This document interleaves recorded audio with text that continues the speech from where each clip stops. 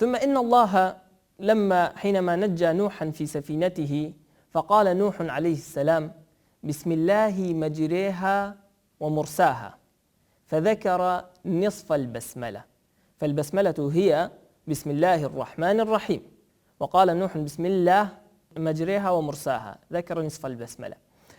وقالوا إن الله ملك سليمان بالبسملة كلها، فقالت بلقيس حينما جاءت إليه كتاب سليمان قال: إنه ألقي إلي كتاب كريم، إنه من سليمان وإنه بسم الله الرحمن الرحيم. إذن إن الله نجى نوحا بنصفها وملك سليمان بها، فكان للبسملة مكانة رفيعة وأهمية وقيمة وشأن. ونبينا صلى الله عليه وسلم قال: كل عمل لا يبدأ ببسم الله الرحمن الرحيم فهو أقطع. قالوا الأقطع هو مقطوع الذيل الذي لا فائدة من ورائه. ولكن لماذا الأقطع؟ لأن الإنسان حينما يعمل فهو يعمل للدنيا كي يحوز مالا أو ينتج إنتاجا أو عقارا أو تجارة أو يتحرك في الحياة ليكتسب شيئا يدبر حياته. ولكن إن لم يقل بسم الله الرحمن الرحيم في بداية أعماله فليس له أجر، فيكون له ثمرة العمل وحدها ولا يكون الأجر معها.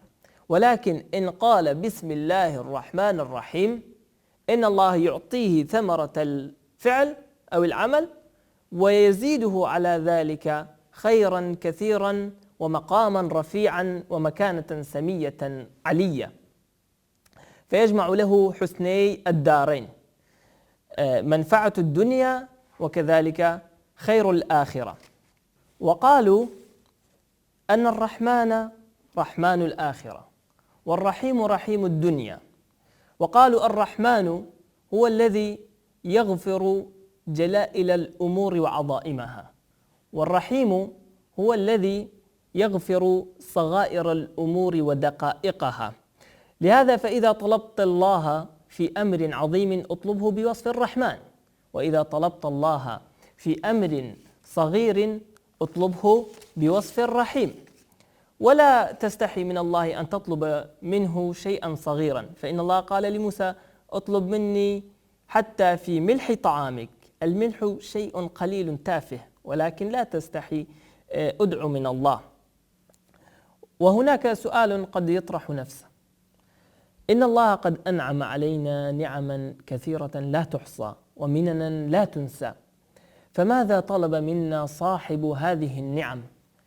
فإن الله تعالى صاحب هذه النعم طلب منا 3 أشياء: أولا الذكر، أن نذكره، ثانيا الشكر، أن نشكره، ثالثا الفكر، أن نفكر في معجزاته وخلائقه.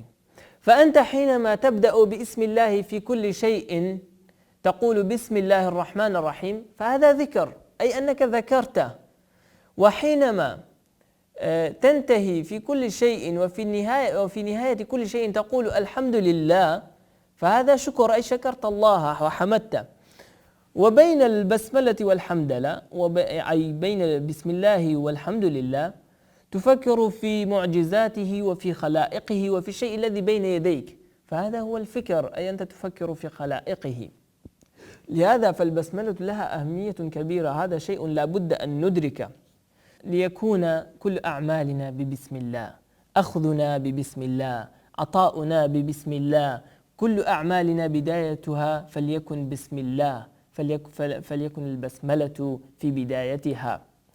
أسأل الله تعالى أن يسهل لنا الأمور وأن يجعلنا من أهله الخاصة. وصلى الله على سيد المرسلين، والحمد لله رب العالمين.